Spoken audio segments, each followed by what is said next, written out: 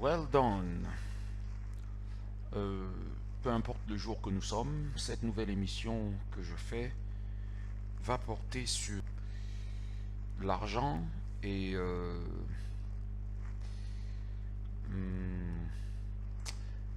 plus précisément dans le livre de Job. Job chapitre 5 à partir du verset 13. Job chapitre 5 verset 13. Il est écrit: il prend les sages à leur propre ruse, et il devance les intentions des plus astucieux. Au verset 15, il est écrit: il sauve le pauvre de l'épée qui sort de leur bouche et de leurs puissantes oppressions. Ainsi, il y a de l'espérance pour le faible, tandis que l'injustice doit fermer la bouche. Il est heureux l'homme que Dieu corrige, ne rejette pas l'instruction du Tout-Puissant. En effet, c'est lui qui inflige la blessure, mais il la soigne. Il frappe, mais c'est sa main qui guérit. Donc, basically, quelquefois, il nous arrive des choses dans la vie, mais nous ne devons pas abandonner la foi, parce que comme l'Évangile dit, c'est Dieu quelquefois qui frappe, mais c'est aussi lui qui soigne et c'est lui aussi qui corrige. Donc, peu importe ce qui vient contre moi, je garde ma foi en Dieu. Pour poursuivre, toujours dans le livre de Job, au sujet de l'argent, Job chapitre 28, verset 1, il est écrit: l'argent sort de quelque part, et il existe un endroit pour affiner l'or. Le fer est tiré de la poussière, et on coule le bronze à partir d'une pierre. Et 15, celui qui m'a formé dans le ventre de ma mère, ne les a-t-il pas formés eux aussi? N'est-ce pas le même Dieu qui nous a façonnés dans le ventre maternel?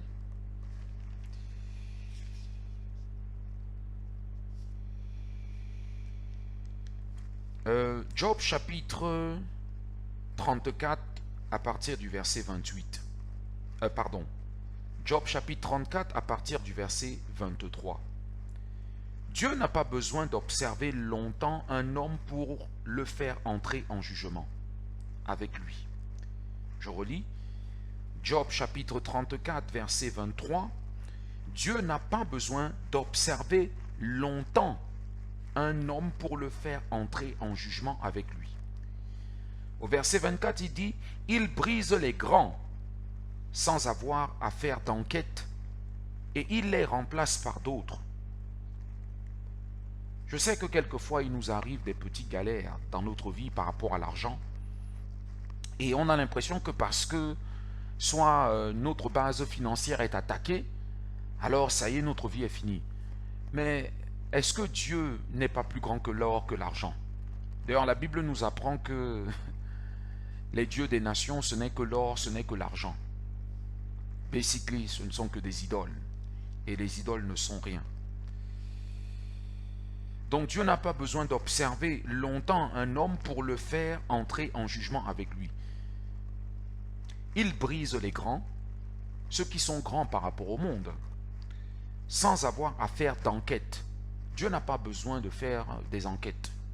Il n'a pas besoin de la police, il n'a pas besoin de la gendarmerie. Il n'est pas un banquier, il est plus qu'un banquier.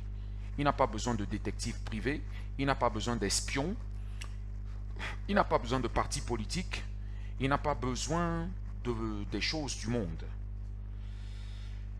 Il brise les grands sans avoir à faire d'enquête et il remplace par d'autres.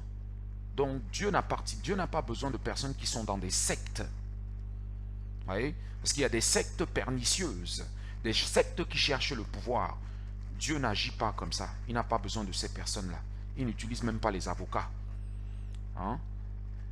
Certaines choses arrivent dans votre vie et vous avez l'impression que ça vient de Dieu. Non, il y a des moments où quand vous devez être très très spirituel, vous devez comprendre que ça ne vient pas de Dieu. Ça donne l'impression de, mais ça ne vient pas de Dieu. Voilà. L'autre passage, alors qui était très intéressant, qui concerne les rêves, parce que bien des fois les personnes tombent dans des pièges, et nous autres, quelquefois, nous sommes tombés dans des pièges par rapport à ça, nous essayons de comprendre. Eh bien, ce n'est pas compliqué, hein. Livre d'Ecclésiaste, Ecclésiaste chapitre 5 à partir du verset 2. Il est écrit, oui, les rêves surgissent dans un flot d'occupation, et la voix de l'homme stupide dans un flot de paroles. Je répète, qu'on ne vous prenne pas pour un stupide, hein. Ecclésiaste chapitre 5 à partir du verset 2. Oui, les rêves surgissent dans un flot d'occupation, et la voix de l'homme stupide dans un flot de paroles. Il va sans dire que quelque part, je me dirais que oui, dans le fond, et ça c'est mon opinion personnelle, nous sommes un peu tous un peu stupides quelque part. Parce qu'il y a des moments où on fait preuve de grande maturité, il y a aussi des moments où on est un peu... Bon, bref, donc je poursuis au sujet des rêves. Toujours le même chapitre, verset 6, Ecclésiaste chapitre 5, verset 6, il est écrit, oui, s'il y a des absurdités dans un flot de rêves, il y en a aussi dans un flot de paroles, c'est pourquoi crains Dieu. Alors la crainte de Dieu, c'est le commencement de la sagesse. Craindre Dieu, oui, c'est avoir la sagesse. Mais est-ce que ça veut dire que nécessairement on doit toujours se taire? Parce que même le fou, il servira le sage. Même le fou, il sert qui? Dieu. Bien.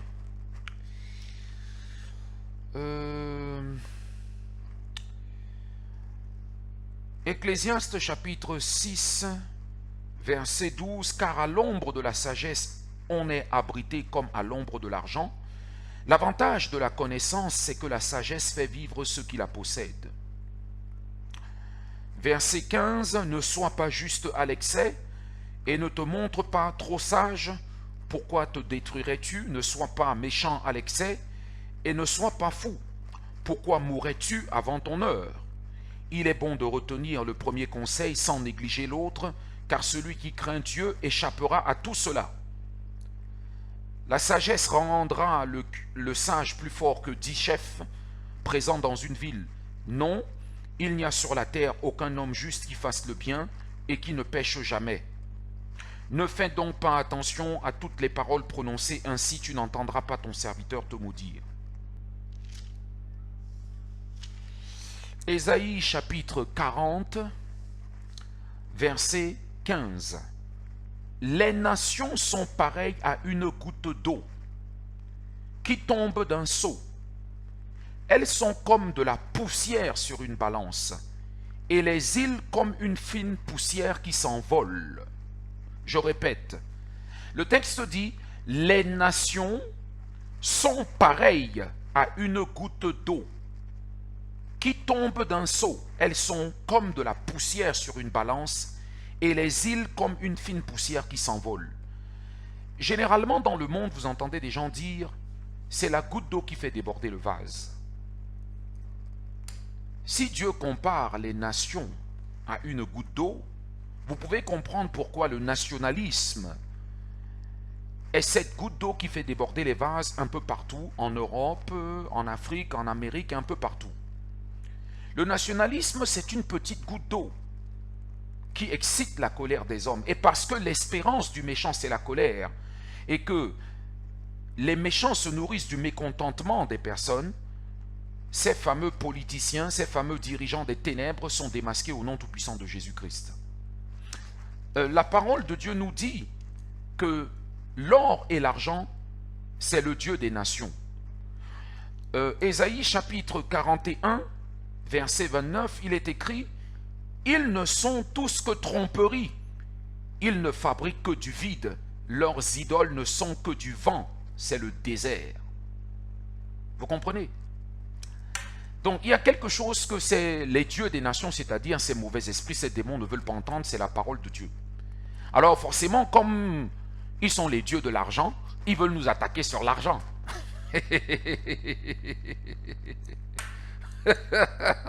C'est là où ça me fait rire. Anyway,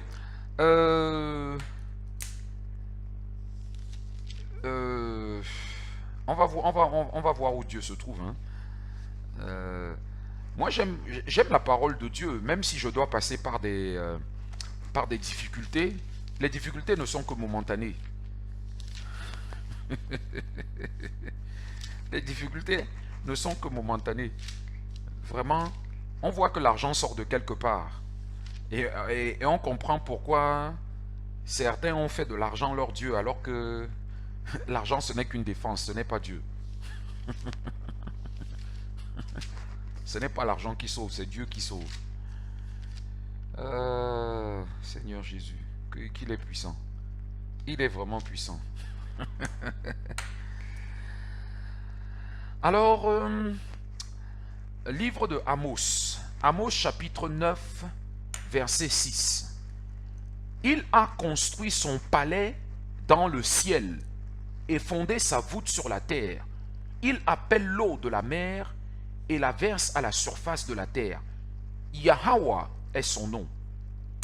Bon, on voit qu'il a construit son palais dans le ciel et fondé sa voûte sur la terre.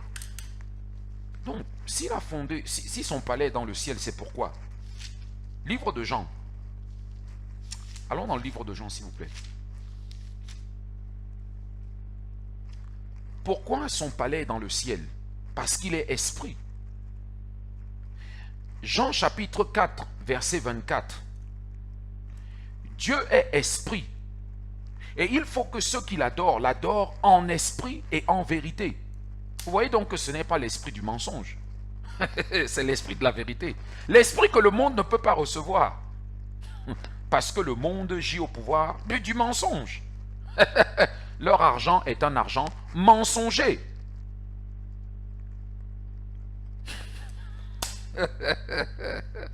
Anyway, soyez bénis au nom de Jésus.